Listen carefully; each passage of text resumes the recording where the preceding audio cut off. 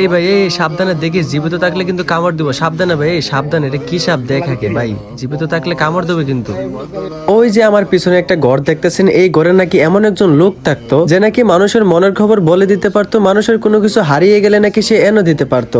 এগুলো আর কি আমি মানুষের মুখ থেকে শুনি, কিন্তু আমি এগুলা বিশ্বাস করি না। হাওড়ে এসে ঘোরাঘুরির পাশাপাশি একটা ভিডিও বানিয়ে নিলাম আমাদের উসমান হাদি ভাইকে নিয়ে। গ্রামের সৌন্দর্যই কিন্তু এই জায়গাগুলাতে ভাই। নদীর মধ্যে বন্ধু বান্ধব নিয়ে নিজে নিজে বুড়া বেয়ে পার হওয়ার মজাটাই আলাদা। আসসালামু আলাইকুম এভরিওয়ান, আশা করি সবাই ভালো আছেন। আপনাদের দোয়া এবং আল্লাহর রহমতে আমিও অনেক অনেক ভালো আছি। তো আজকে আমরা বন্ধুরা মিলে চলে আসলাম একটু ঘোরাঘুরি করতে, চলে আসলাম সোজা আমাদের হাওড়ে নদীর পারে। আর যারা গ্রামে থাকে তারাই একমাত্র বুঝতে পারে গ্রামে খোলামেলা ময়দানে হাঁটার মজাটা কেমন। আমি ভাই গ্রামের ছেলে, গ্রামে বড় হয়েছি, গ্রামই আমার কাছে ভালো লাগে। শহরের আবহাওয়া আমার কাছে একদম ভালো লাগে না। তাই বলে যে শহর অসুন্দর, শহর খারাপ, আমি কিন্তু তেমনটা বলবো না। আসলে ভাই যার যার কাছে যার যার এলাকা সুন্দর, কিন্তু ভাই আমি গ্যারান্টি দিয়ে বলতে পারি ইনশাআল্লাহ শহরে যারা থাকে তারা যদি একবার গ্রামে এসে ঘুরে যায়, তারা যদি একবার এই হাওরের খোলা বাতাস খেয়ে যায়, ইনশাআল্লাহ আমি গ্যারান্টি দিয়ে বলতে পারি তারা শহরের সৌন্দর্য ভুলে গিয়ে গ্রামের প্রকৃতির সৌন্দর্যের গুণগান গাইবে, গ্রামের এই হাওরের খোলা বাতাসের গুণগান গাইবে। যাই হোক, এত বকবক করে লাভ নাই ভাই। আপনারা আবার ভাববেন আমি গ্রামে থাকি বলে তাই গ্রামের গুণগান গাচ্ছি।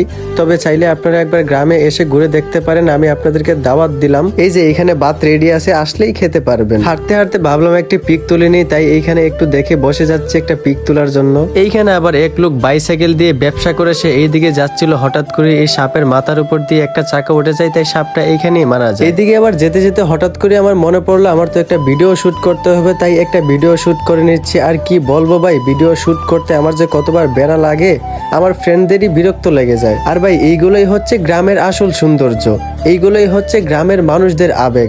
গ্রামের হাওরে আসলেই দেখা যায় ক্ষেতের মধ্যে ছোট্ট ছোট্ট বাচ্চারা ফুটবল খেলে, নানান ধরনের খেলা খেলে, এগুলা দেখলেই মন ভরে যায়। ছোটবেলায় একটা সময় আমরাও অনেক খেলতাম, আগে আমরা অনেক ধরনের খেলা খেলতাম। হয়তোবা এখন সেই খেলাগুলো হারিয়ে গেছে, হয়তোবা এখন সেই খেলাগুলোর নামগন্ধ খুঁজে পাওয়া যায় না।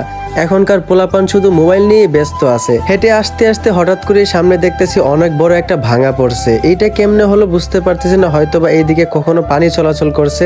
এখন আমি এইখানে একদম 4B'র মতো গিয়ার একে দিয়ে একটা টান দিলাম, একদম উঠে আসলাম। এইখানে আবার এসে দেখতেছি একটা দান বক্স, তো ভাবলাম দান বক্সটা খুলে দেখি, তালাও নেই, দেখি খুলে ভিতরে কি আছে। শুধু দেখতেছি টিকটিকি লেদা ছাড়া আর কিছুই নেই। আসলে এটা এখানে একটা ঘর আছে, এই ঘরে নাকি একটা সময় একজন লোক থাকতো, সে নাকি মানুষের মনের খবর বলে দিতে পারতো, মানে মানুষ কিছু হারাইলে নাকি সে এনে দিতে পারতো। অবশ্য আমি এগুলা বিশ্বাস করি না। ক্ষেতের মধ্যে দিয়ে হাঁটতেছিলাম আর মাটির দিকে তাকিয়ে দেখলাম মাটিগুলা পানির অভাবে একদম ফেটে হা হয়ে আছে, অথচ এইগুলো একটা সময় কাদা ছিল। আর এই যে এই ক্ষেতটাতে কিছু কিছু বন দেখা যাইতেছে, আর এইগুলাতে সাপ থাকার সম্ভাবনা খুব বেশি হয়, তাই সবাই মিলে এক দৌড় দিলাম, এক দৌড়ে চলে আসলাম নদীর পার। এখন আমাদেরকে খুঁজতে হবে বুড়াটা কোথায় আছে, মানে যেইটা দিয়ে আমরা নদী পার হবো আর কি। আমরা আসলে এটাকে বুড়া বলি, আপনারা কি বলেন জানি না। এটা হচ্ছে একটা বাঁশের বুড়া। এই বুড়াটা প্রতি বছরই নদীর পার এসে এলাকার প্রত্যেকজন মানুষ মিলে বানানো হয়। ওই যে বুড়াটা দেখা যাচ্ছে ওই পারে আছে, আপনারা এটাকে কি বলেন জানি না। ওইখানে মনে হয় 2-3 জন লোক আসতেছে, তারা আসলেই আমরা ওপার হব। অপেক্ষা করতে করতে হঠাৎ করে এখানে ছোটবেলার কিছু স্মৃতি দেখতে পেলাম, যেগুলো একটা সময় পুকুর থেকে অনেক ডুব দিয়ে তুলতাম। এগুলাকে আমরা সিনাই বলি, আপনারা কি বলেন জানি না, জিনুক না কি যেন বলে।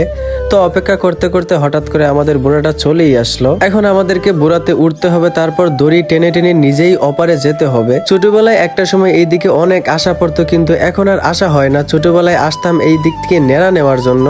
আসলে নেড়া বলতে ধান ক্ষেত থেকে ধান কেটে নেওয়ার পর নিচে যেই অংশগুলো থাকে ওইগুলাকে আমরা নেড়া বলি, কেউ বন বলে, হয়তোবা ভিন্ন দেশে ভিন্ন ভাষায় বলে, কিন্তু আমরা এগুলাকে নেড়া বলি। ওইগুলো আমরা কেটে নিয়ে যেতাম ভার বয়ে, কেউ আবার বোঝাতে করে নিয়ে যেত, ওইগুলো আমরা নিয়ে যেতাম পুরার জন্য, রান্না করার জন্য। এই নদী পার হতে গেলে এমন একটা নৌকায় উঠা লাগে, এমন একটা বুড়ায় উঠা লাগে, যেই বুড়ার কোনো মাঝি নেই, নিজেকেই মাঝি হয়ে নদী পার হতে হয়। অবশেষে আমরা নদী পার হয়ে আসলাম। আমরা বাসা থেকে বের হয়েছিলাম আসরের সময়, কিন্তু এখন প্রায় মাগরিবের সময় হয়ে গেছে। এখন আর বেশি সময় করা যাবে না, আমাদেরকে আরো 2 থেকে 2.5 কিলোমিটার যেতে হবে, তাই হেঁটে যাওয়া সম্ভব না। তাই এইখানে দেখতে পেলাম মিশুক গাড়ি আছে, আমরা মিশুক গাড়িতেই চলে যাব। এমনিতেই প্রায় মনে হয় 5 থেকে 6 কিলোমিটারের উপরে হেঁটে ফেলছি, আর কি হাঁটা সম্ভব? তার মধ্যে আবার সন্ধ্যা হয়ে গেছে। তাই আমরা সবাই মিলে মিশুকে উঠে গেলাম। অবশেষে আমরা মিশুকে করে আমাদের বাড়ি এসে পৌঁছালাম। এইখানে এসে দেখি আবার আমাদের মাহফিলের জন্য আমাদের মাঠে এই যে এইখানে মেলা বসে গেছে, মানে এই প্রথম আমাদের মাঠে এরকম একটা মেলা বসে গেছে, মানে মাহফিলের জন্য আর কি।